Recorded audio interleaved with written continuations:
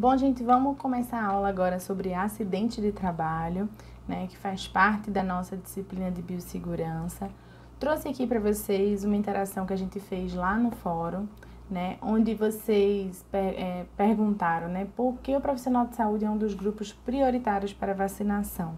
E aí a colega respondeu que é de suma importância a imunização dos profissionais, pois eles estão expostos cotidianamente, indireta ou indiretamente, a diferentes e diversos micro-organismos que podem gerar quadros de infecção, ocasionando assim consequências para a instituição.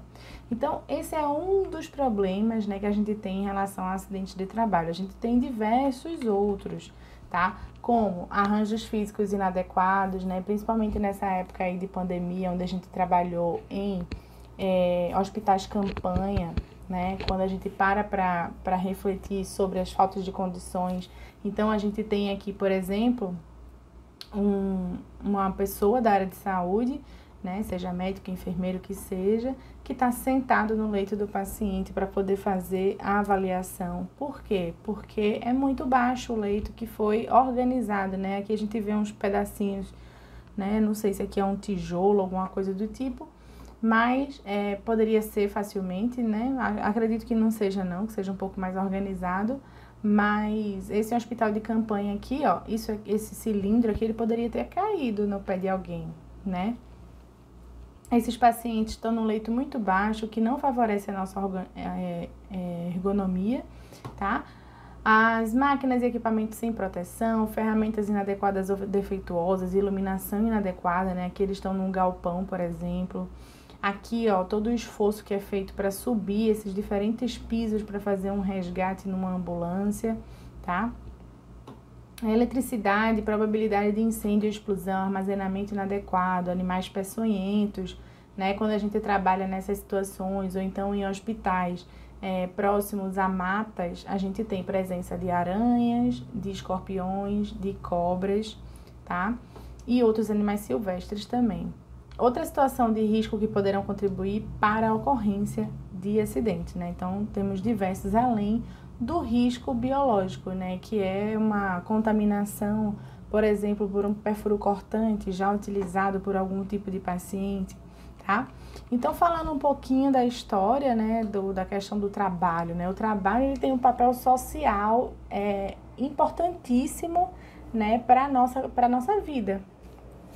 É a inserção desse indivíduo na sociedade, né? Ele contribui na formação de identidade dos sujeitos, permite que os mesmos participem de vida social, sendo elemento fundamental para a saúde. Então, vocês estão começando aí uma jornada, alguns já trabalham, outros já trabalharam, né? Mas vocês estão entrando num novo universo, onde a nossa profissão, às vezes, é o nosso propósito. Nem sempre isso acontece, quando acontece, isso é bom para a gente, né? Porque a gente consegue enxergar valor no que a gente faz.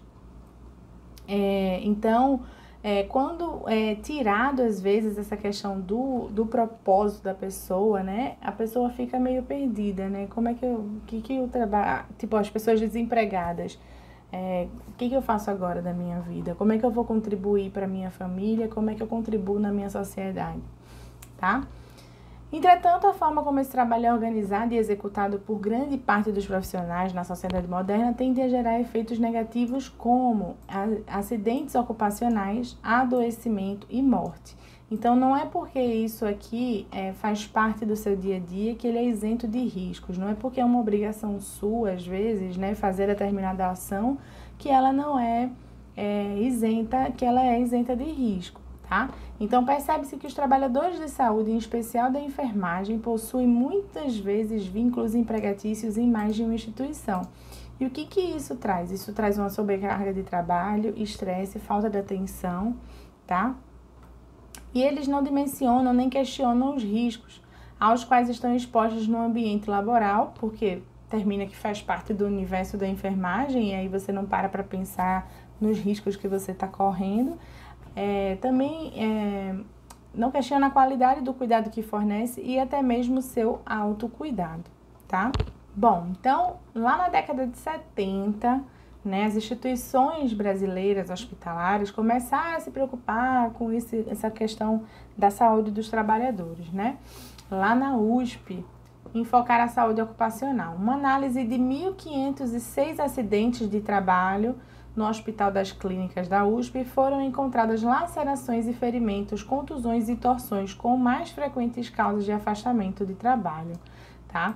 Então, nesse estudo que eles fizeram, eles descobriram que as dores nas costas representam um expressivo problema para os trabalhadores da enfermagem. Por quê? Porque nem sempre tudo é um acidente. Às vezes pode ser essa questão da ergonomia sendo levada mais adiante, né? Você vai forçando mais porque os leitos não estão na mesma altura que fique confortável. Se você trabalha no computador, você também tem essa questão da ergonomia, né? Tem uma altura certa para colocar o teclado, o mouse, as pernas, o apoio de pés para compensar a lombar, tá?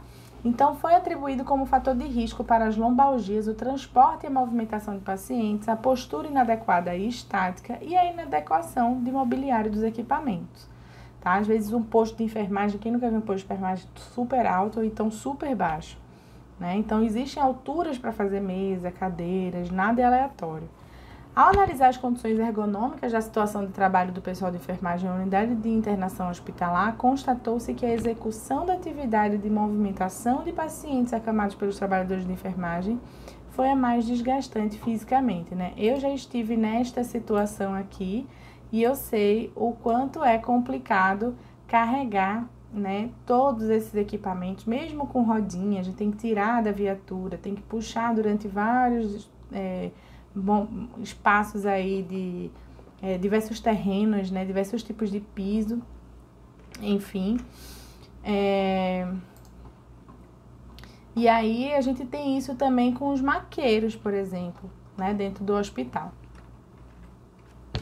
Historicamente, né, os trabalhadores da área de saúde não eram considerados como categoria profissional de alto risco para acidentes ocupacionais. Então, nem sempre a gente entendeu isso como uma categoria que sofre acidentes, né? Uma categoria, porque eu cuido da saúde, eu não vou prejudicar a minha saúde.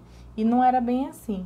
Então, em 1984, na Inglaterra, após uma enfermeira ser contaminada de forma acidental por uma agulha que continha sangue de um paciente infectado pelo HIV, despertou a preocupação quanto aos riscos iminentes das atividades executadas no cuidado de saúde por essas classes de trabalhadores. E aí, em 1987, o CDC criou as precauções padrão, que vai ser também nosso tema de aula, né, mais para frente, que devem ser aplicadas aos cuidados de todos os pacientes, independentemente do diagnóstico, recomendado assim o uso de equipamentos para proteção individual, como luva, avental, máscara, protetor oculares, além da lavagem das mãos, né? É o velho gamol que eu falo direto para vocês, né? Gorro, avental, máscara, óculos e luva, né? É o kit básico ali de EPIs que a gente tem que utilizar, tá? A depender da situação, isso muda, tá? E aí, esse evento, né, essa questão da AIDS, ela suscitou esse temor social entre os trabalhadores da área de saúde e promoveu uma discussão importante, né, sobre técnicas corporativas e acadêmicas que resultaram na formatação de uma norma que contemplava as especificidades do risco do setor. E aí é que surgiu a NR32, que a gente vai falar dela durante muitas aulas ainda, né? Ela foi aprovada no dia 29 de setembro de 2005 e composta por representação do governo, dos trabalhadores e dos empregadores. Afinal, não é possível a gente falar do que a gente não vive. Então, ter a presença dos trabalhadores e empregadores é essencial para que o governo dissemine essas ideias e que a gente passe a cobrar essas ações do público privado e o público também, né? Da esfera privada e pública, tá? Nesse contexto, né, essa organização aprova a sua 99ª sessão em 2 de junho de 2010, né, com essa recomendação aí sobre o HIV e a AIDS e o mundo do trabalho. E aí eles definem nesse item específico, que é o 31, que é a prevenção dos trabalhadores ao HIV. O trabalho deve incluir medidas de prevenção de riscos e acidentes, como Precauções universais. Hoje está difícil. Uso de equipamentos de proteção individual, medidas relacionadas às organizações do trabalho e ao controle das técnicas neles desenvolvidas, profilaxia pós-exposição, né, que é os primeiros cuidados que a gente tem logo quando a gente se contamina, tá? E outras medidas importantes que possam minimizar o risco de infecção por HIV e a tuberculose, tá? Bom, e a gente tem essas problemáticas, né? Tem o conceito de cada termo que está escrito aqui. E aí a gente tem quando é acidente de trabalho fatal, quando é o acidente de trabalho grave, quando é de tragédia, quando é doença relacionada ao trabalho. Então, acidente de trabalho fatal é quando a causa básica, intermediária ou imediata da morte é decorrente do trabalho. Então, um acidente aqui de viatura, onde tem choque, tem morte, é possível, né? Um choque num equipamento elétrico, tá? Caiu, bateu a cabeça e morreu, né? Com traumatismo crânioencefálico, né? Então, a gente tem aí um acidente fatal, né? Uma pessoa que está limpando o vidro que cai, enfim. Ou então, por exemplo, como eu já vi acontecer, né? Viatura entra na favela e aí é baleada e termina o profissional de saúde se machucando, né? Morrendo, no caso. Então, aí é um acidente fatal. Um acidente de trabalho grave é quando a gente tem uma mutilação física ou funcional e o que leva isso a implicar esse comprometimento, né, desse membro. Então, perdeu a mão, perdeu o pé, esmagou o pé, um cilindro caiu no pé e deixou de forma incapacitante a movimentação dos dedos, fraturou uma perna, enfim. Acidente de trajeto é quando ocorre no trajeto entre residência e trabalho e vice-versa. Então, você não está descoberto do trajeto da sua casa até o trabalho, do trabalho até em casa. Se acontecer algum acidente aí nesse percurso, você tem um acidente de trajeto aí, certo? Doenças relacionadas ao trabalho é aquela doença em que a atividade laboral é um fator de risco desencadeante ou agravante. Então, por exemplo, a sua rinite, né? Ela vai ficando cada vez mais crônica, mais crônica, mais crônica. Então, essa é uma doença relacionada ao trabalho. Uma lombalgia, que a gente tem aí o acometimento da coluna lombar, né? Por causa de um posicionamento equivocado, né? Quando eu faço uso de raio-x lá, né? Estou na sala tendo contato direto e constante sem proteção, então eu posso desenvolver câncer por causa do meu trabalho, uso de saneantes, enfim, tá? As doenças endêmicas contraídas no exercício do trabalho também serão caracterizadas como doenças relacionadas ao trabalho, tá? Então, qualquer outra doença endêmica que esteja relacionada ao trabalho também é considerada aqui. Tipos de exposição, né? Então, a gente tem as exposições percutâneas, exposição em mucosa, exposição em cutânea pele não íntegra, mordeduras humanas. Então, essas exposições, elas trazem risco de transmissão ocupacional, né? Tanto do HIV quanto do hepatite B e C, tá? Que são os mais comuns aí da gente contrair, certo? Então, quando há uma exposição percutânea, são lesões provocadas por instrumentos perfurantes e cortantes, como agulha, bisturi, vidraria, né? A gente trabalha bastante isso também na disciplina de semiologia, né? Onde descartar cada coisa. Exposição em mucosa. Quando há respingos na face envolvendo olho, nariz, boca ou genitália, tá? Então, por exemplo, a gente tá fazendo aspiração de um tubo orotraqueal e aquela secreção, ela vai bater no nosso rosto, no nosso olho, enfim. Quando bate no olho, a gente tem uma mucosa. Se bater dentro da boca, eu tenho mucosa. Se bater dentro do meu nariz, eu tenho mucosa, tá? Exposições cutâneas de pele não íntegra. Então, contato com pele com dermatite ou feridas abertas. Então, é possível também, né? Como é que eu posso definir isso aqui para vocês? Você tem uma ferida aberta e aí você foi fazer algum tipo de procedimento. Cai secreção aqui, você tem uma exposição cutânea, tá? Mordeduras humanas, consideradas como exposição de risco quando envolverem a presença de sangue, devendo ser avaliada tanto para o indivíduo que provocou a lesão quanto aquele que tenha sido exposto, tá? Então, mordeduras humanas. Dentista tem bastante isso, né? Quando você tá fazendo todo o exame físico, ou então fazendo algum tipo de procedimento, e aí a pessoa vai lá e morde, né? Uma criança vai lá e morde, tá? Os riscos de contaminação acidental após uma exposição percutânea com material contaminado com sangue são de aproximadamente 0,3 para o HIV, 4 a 10% para o vírus da hepatite C, até 30 a 40% para o vírus da hepatite B. Então, veja que esse aqui é bem mais resistente do que esse aqui, tá? Aqui a gente está vendo o mau acondicionamento de material perfuro-cortante, né? Possivelmente essa caixa aqui, que não tem camada dupla, tripla, feito de Scarpac, ele tem aí, a agulha pode transpassar esse papelão aqui, tá? Isso aqui tá bem bagunçado, bem difícil. Se tiver próximo do chão, né, pode ter molhado o fundo e cair tudo no pé de alguém. Então, tá bastante perigosa essa cena aí. Cuidados imediatos com a área após a exposição, né? Então, você acabou de furar o dedo, o que eu faço, né? Então, você vai fazer uma lavagem exaustiva do local exposto com água e sabão, tá? No caso das percutâneas e cutâneas. E apesar de não haver nenhum estudo que demonstre benefício adicional ao uso do sabão neutro, nesse caso, a utilização de soluções antissépticas desgermantes é uma opção. Então, você pode fazer o uso dela também, tá? Não existe, nas exposições de mucosa, deve-se lavar exaustivamente com água ou solução salina fisiológica, certo?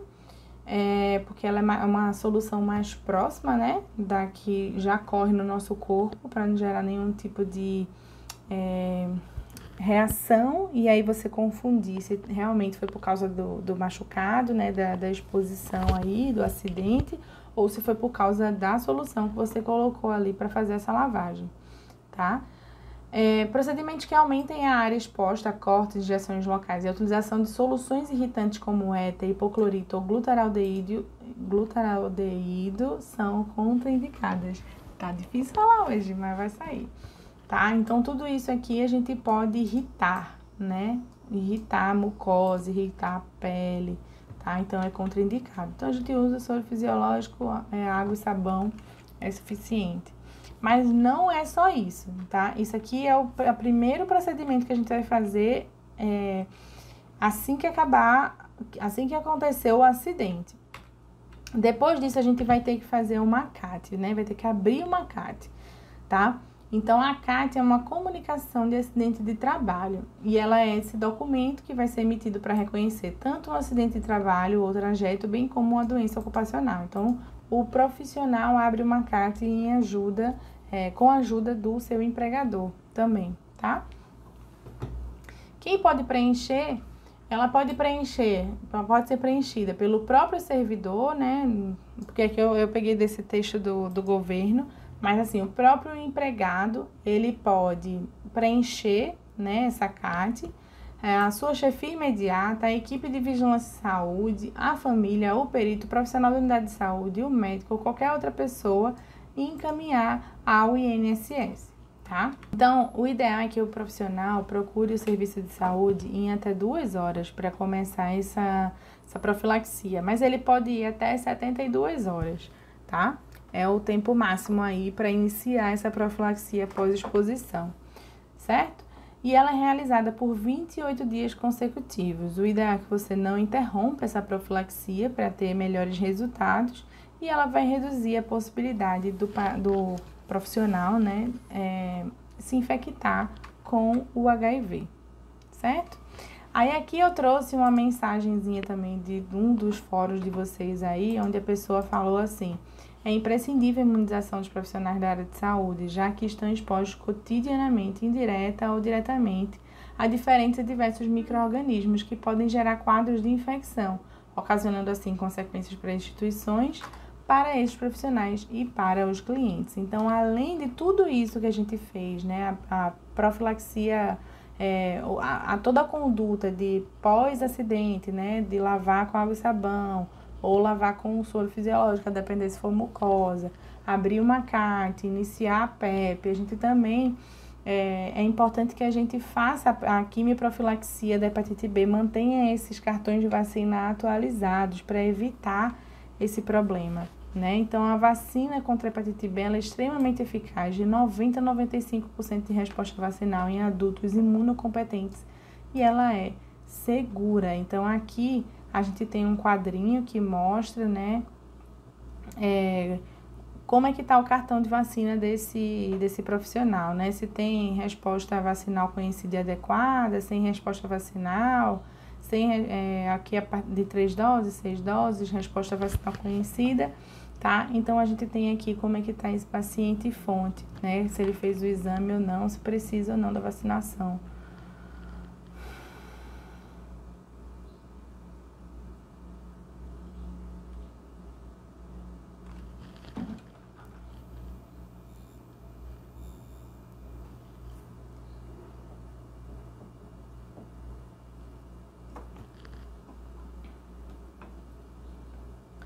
E aí, a única medida eficaz para a eliminação desse risco pelo vírus da hepatite C é por meio da prevenção da ocorrência do acidente. Então, hepatite C é complicadinho. Então, a gente tem PEP para hepatite B, tem PEP para HIV, mas para hepatite C a gente não tem.